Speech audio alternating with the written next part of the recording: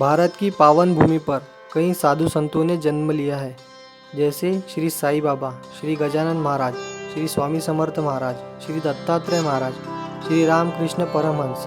इन सब संतों ने, दिव्य पुरुषों ने भारत की भूमि पर जन्म लेकर मानव जीवन का कल्याण और उद्धार किया। इन सब संतों में एक है श्री साईं बाबा। साईं बाबा सर्वव्यापी और सर्वशक्तिमान है, हर इच्छा और हर आस को पूरी करने वाले हैं। जो भी भक्त साईं बाबा की शरण में जाता है, उसके दुख दर्द तो दूर होते ही है और उसे सुख और परम शांति की अनुभूति होती है। आज हम साईं बाबा के 11 वचन को जानेंगे।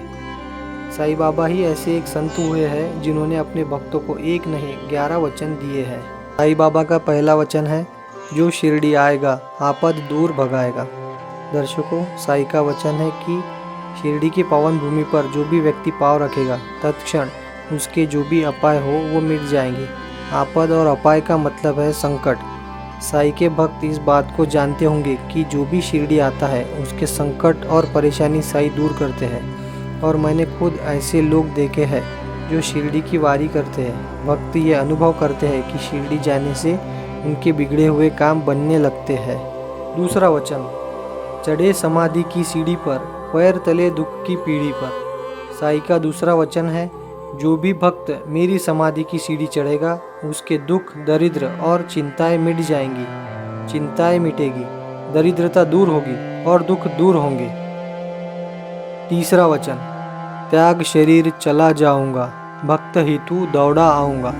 साईं का तीसरा वचन है, इस देह को, इस शरीर को मैं छोड़कर तो चला गया, लेकिन फिर भी मैं अपने निज भक्त के लिए दौड़ कर आऊँगा। दर्शकों, यह तीसरा और बहुत अद्भुत मंत्र स्वरूप वचन है कि साईं अपने शरीर को त्याग कर जाने के बाद भी अपने भक्तों के लिए दौड़कर आएंगे। चौथा वचन, मन में रखना दृढ़ विश्वास, करे समाधि पूरी आस। साईं का वचन है, अपने मन में दृढ़ बुद्धि विश्वास रखिए कि मेरी ये समाधि हर आस, हर मनोकामना को पूरी करने वाली है। जो भी मेरी समाधि की मन्नत रखेगा उसकी हर मन्नत, इच्छा और मनोकामना पूरी होगी।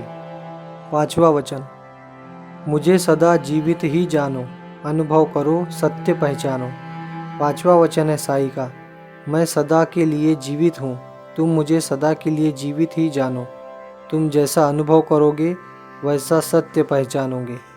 नित्य हूँ जीवित मैं, ये है अक्षरांश सत्य, व नित्य लो प्रचिति निज स्वानुभव। जो भी साईं पर विश्वास रखता है वो इस बात को अनुभव कर सकता है और सत्य पहचान जाता है।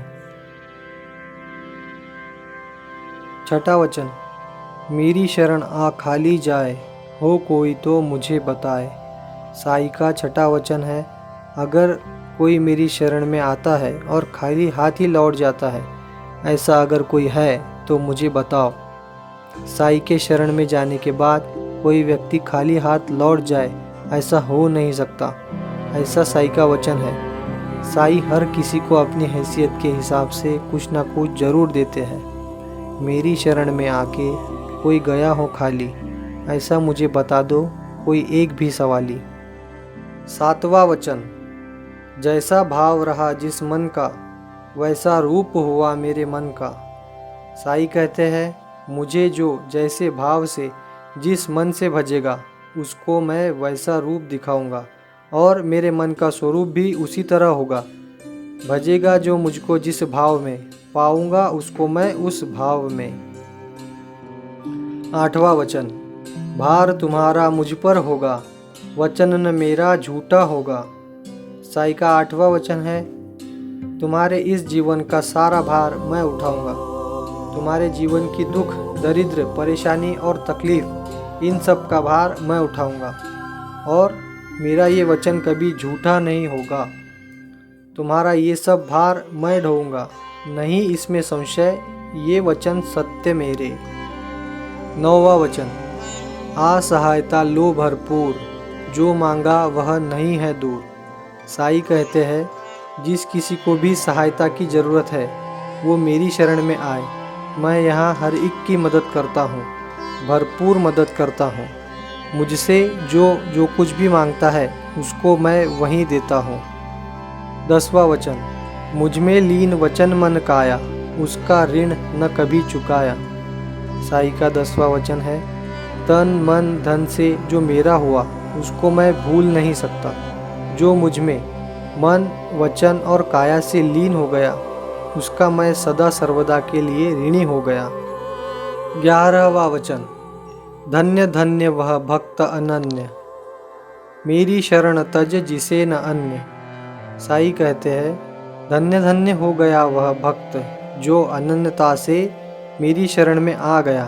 मेरी शरण में आने के बाद उसे और किसी की शरण में जाने की ज़रूरत नहीं।